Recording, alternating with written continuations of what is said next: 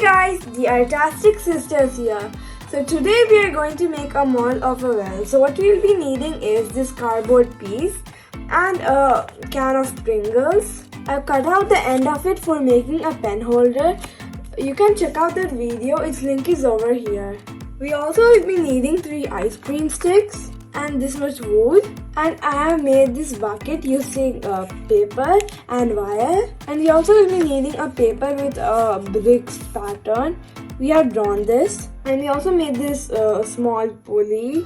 We made it using 3 rolls, 1 which is small and 2 which are big. You can use anything, but we have used rolls of quilling paper. So let's get started. First, you have to cut this Pringles can along this line. Now I've cut this off and I'm going to take this paper and stick it like this. So this is how the well looks like. Now we are going to stick it here. So now in the pulley I have made a shape like this. So I'm going to take one of the ice cream sticks and stick it like this using a tape. Now I'm going to take this wool and tie it to the bucket.